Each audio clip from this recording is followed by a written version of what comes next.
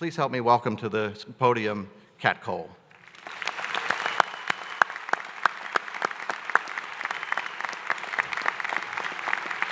Good morning, everyone. First, congratulations. And as you heard, just 8 years ago, I was sitting where you, as graduates, are sitting, and it is so awesome to see you sitting here. But interestingly, even though I was sitting here 8 years ago as a Robinson graduate with my executive MBA, 10 years prior to that, I was a college dropout.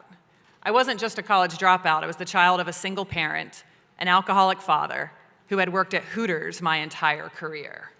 You could say that I had a less than stellar resume, and I probably would not have made it past the HR filters for most of your companies. But the reality was, I was so much more than that headline. Even though I could be described as child of an alcoholic, single parent, worked at Hooters my whole life, and some people from the outside might have said, "Oh, that poor girl. Life must be tough." The reality was, I was crushing it at business behind that headline.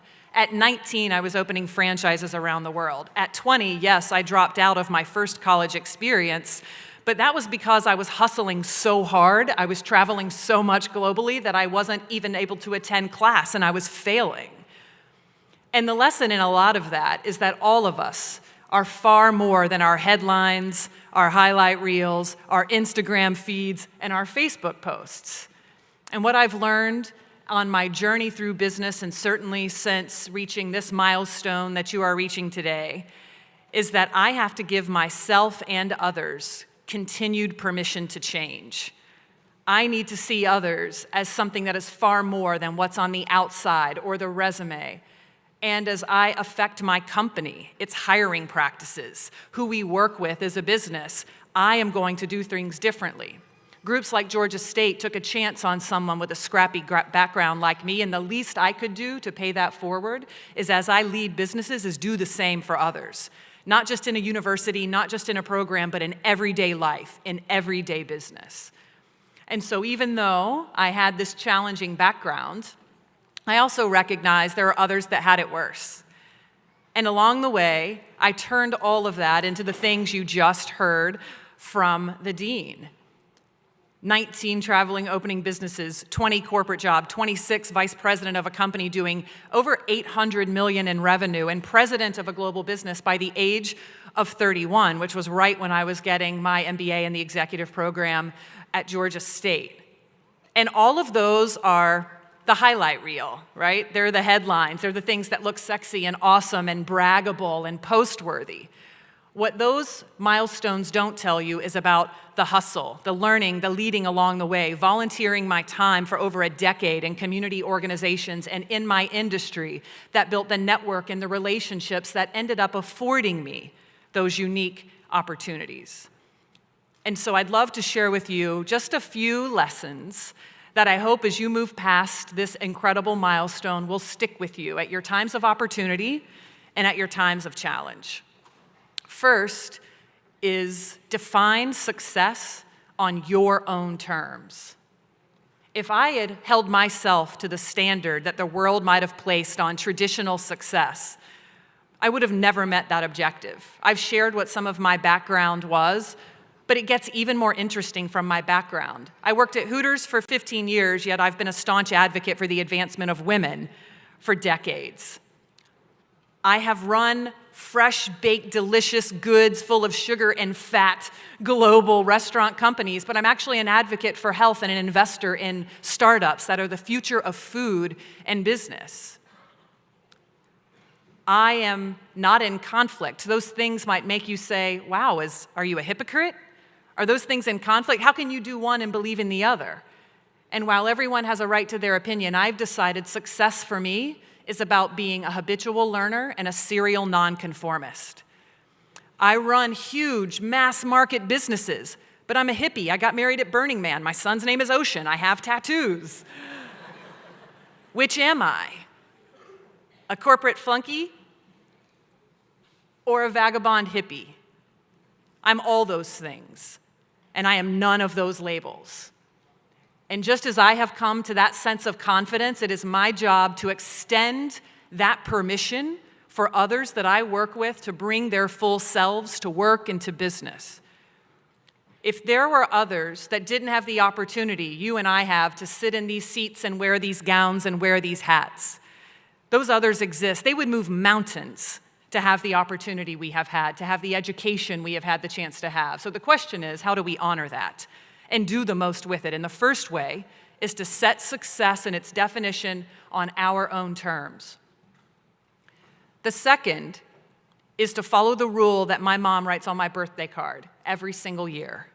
And that is, don't you dare forget where you came from, but don't you dare ever let it solely define you. This is true for all of us as individuals, as humans, but it's also true for the businesses we run. Just because I ran a company like Hooters Restaurants didn't keep me from making it the company that put more women through college than any other hospitality company in the country.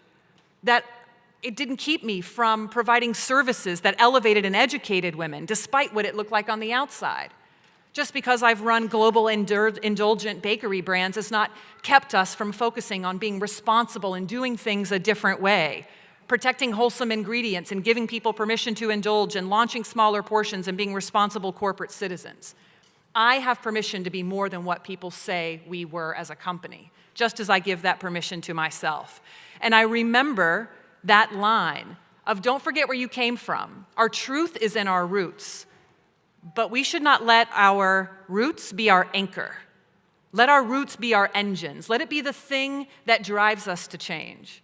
So don't forget where you came from, but don't let it solely define you.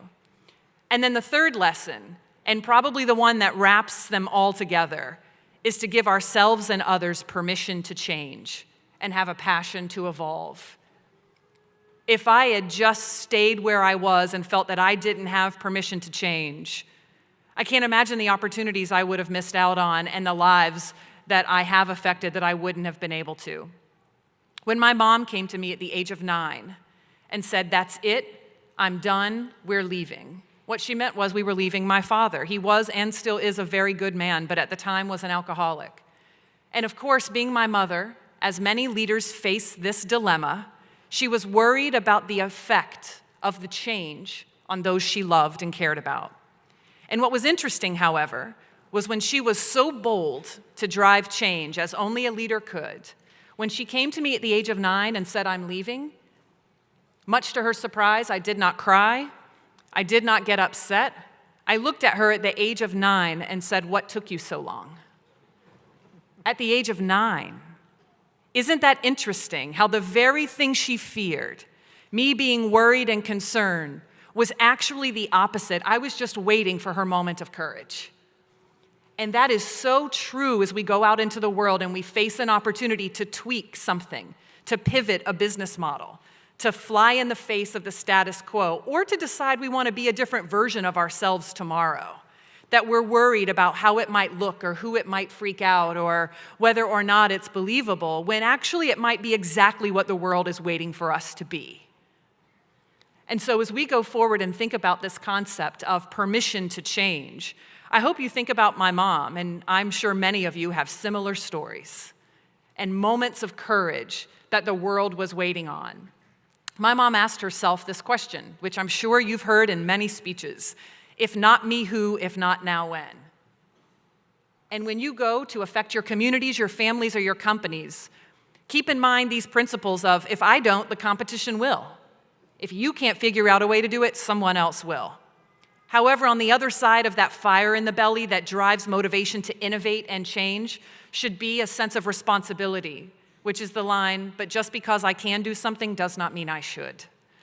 These are guardrails in driving change that allow us to move forward as a people, as a company, as an individual, but not recklessly and irresponsibly.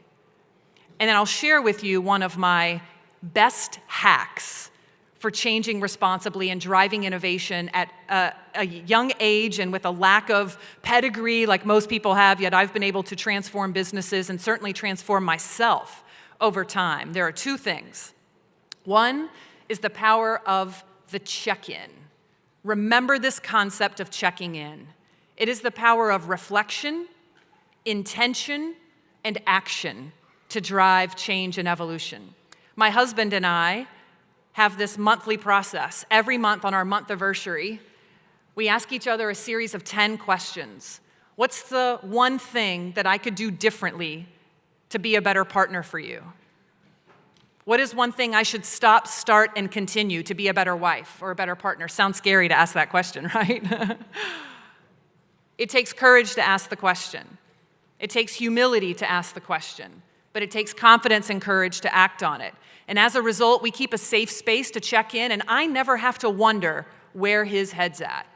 And I follow this process with my team members. We have check-ins, not just annual reviews, but regular check-ins. How are you feeling? What can I do differently to be more effective? It creates this sense of a passion to drive change, but a permission to call it out and speak candidly.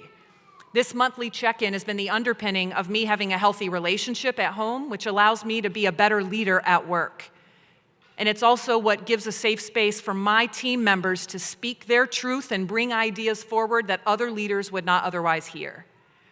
And that has turned into another practice called the hot shot rule. Here's the hot shot rule. Imagine next week, for your jobs or the great job you will have, that a hot shot takes that seat over, not you. You decide what the hot shot looks like. It's kind of a Mrs. Potato Head of awesomeness. Different eyes, different ears, different experience and background, but put together the ideal professional. And ask yourself, if that person were in that seat, what is one thing they would do differently tomorrow? The first thing they would do differently. And why can't that be you?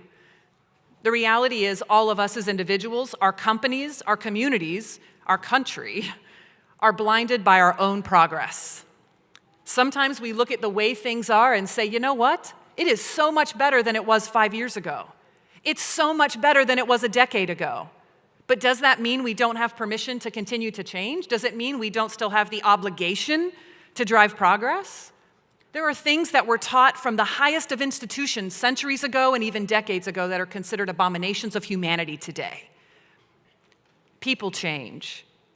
Having that permission to change and that persistence and passion to evolve is what moves the world forward. And with this platform you are given, with the milestone of having this incredible education paired with the complexity of your story being so much more than your headlines and highlight reels, I hope you will continue to honor those that can't have this privilege, that can't have these opportunities, by checking in and seeking to continue to evolve, giving yourself permission to change, asking yourself, if not me, who, if not now, when. And please go forward and remember, do not forget where you came from, but don't ever let it solely define you. Congratulations and go Panthers.